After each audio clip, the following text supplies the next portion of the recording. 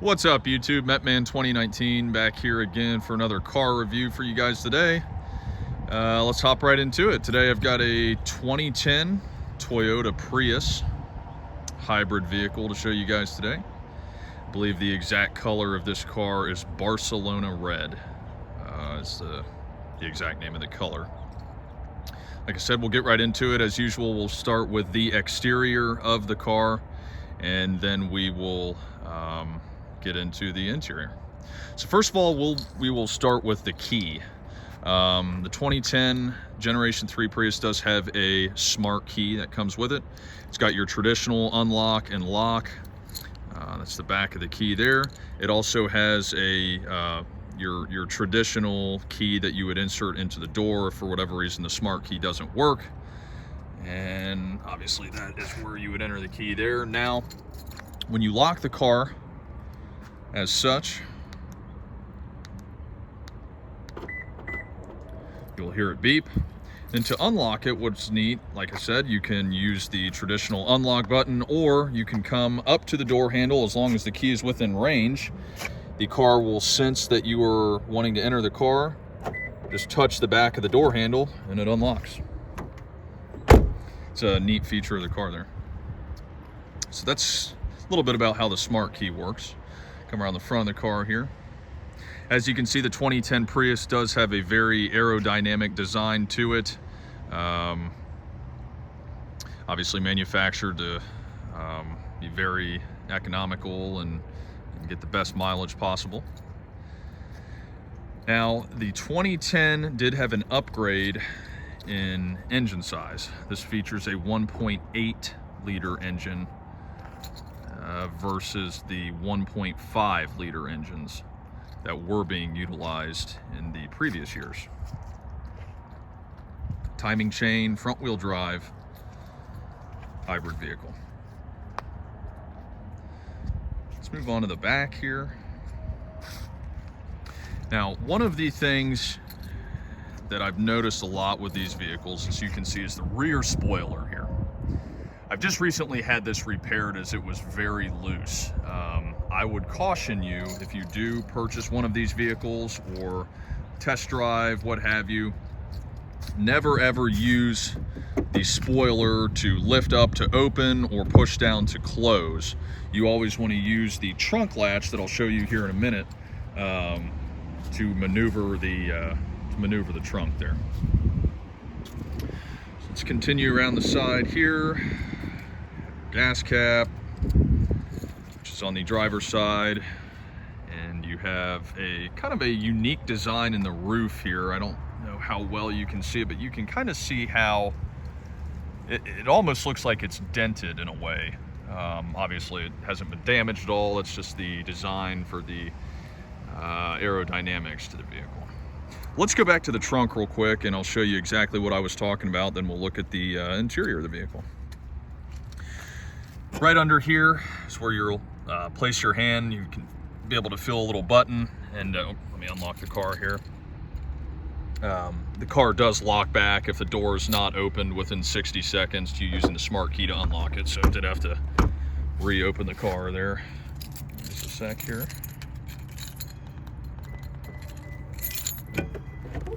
So this is the trunk of the vehicle. Obviously down here you have the spare tire if you open it all the way up, which is under there. And you have, the lock and the unlock latch here to get down to access that. So if you want the items in the trunk to stay somewhat hidden, you have this curtain, if you will. It kind of latches and can retract. Got just a bunch of sports stuff in there. But very nice design, very user-friendly, very easy to use. Just pull it out, and on the side here is where it latches and unlatches. Just pull that back, kind of clip it down into the bottom, and make sure it's matched up on either side here, and it hooks back.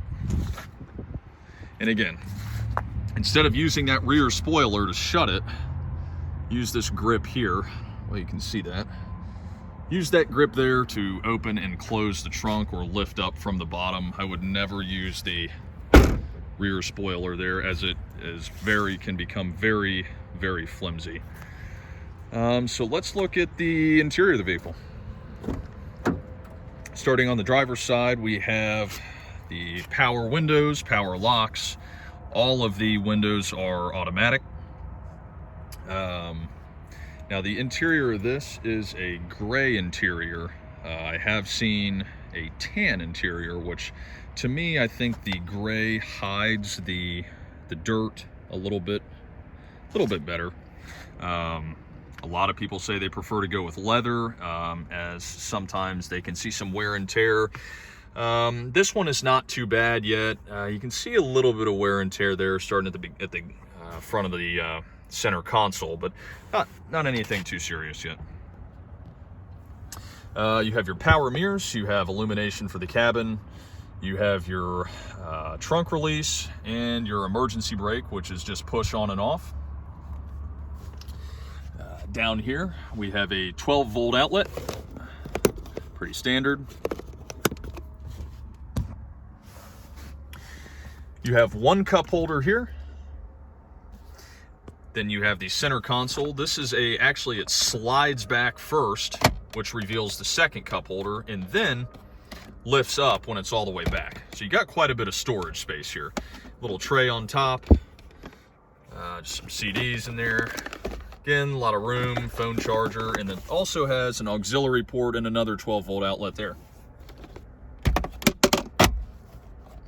Close that back up. Now we'll get into the dash here.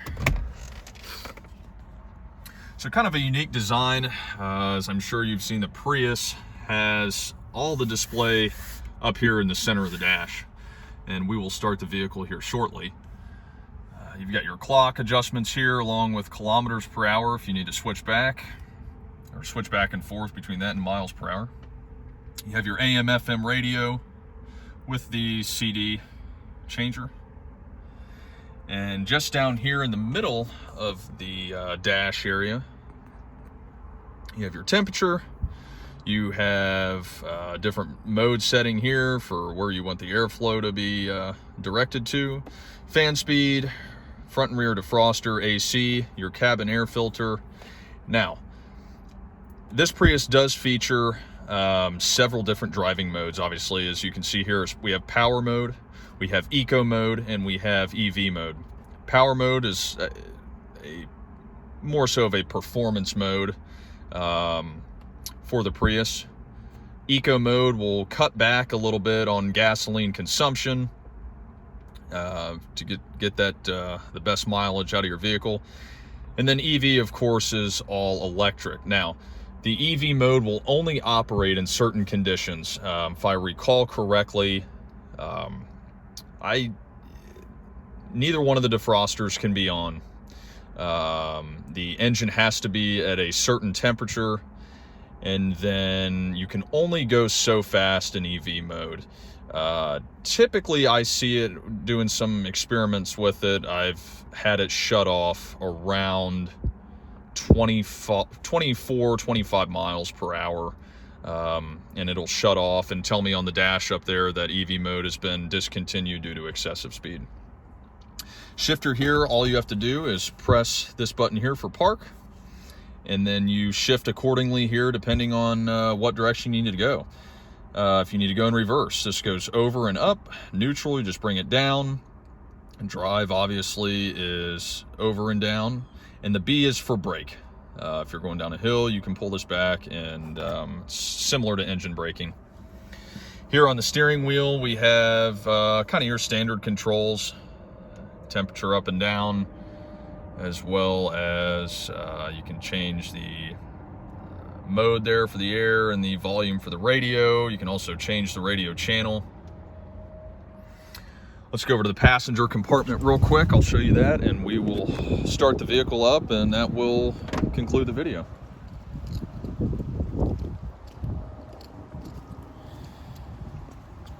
Now, also on some other options rather for Priuses, an additional option for the smart key was to have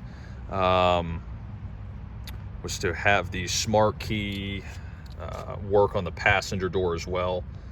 Obviously, it's not an option that was on this Prius, but that is an additional option out there for the buyer. So we get in here, it's similar to the Echo video I did. There's two compartments for the glove box here. Very nice and spacious. You do also have a lot of space under the dash area. This is all, you can see here, you can reach all the way through, so that goes completely over. Storage on the door there. And then of course the rear of the vehicle.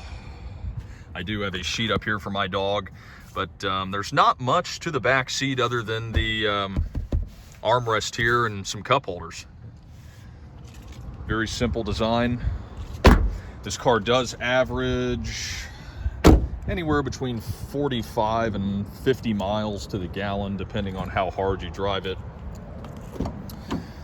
So to start the vehicle, obviously you just have to have the key. There's nowhere to put the key in like a traditional car. Put your foot on the brake. You can see the power button light up. Press the power button. The dash lights up. This is how the dash will look. This has almost, well, not quite 140,000 miles, but getting there. And then you can see the gear selection is in the corresponding position to whatever you have selected down on your gear shifter.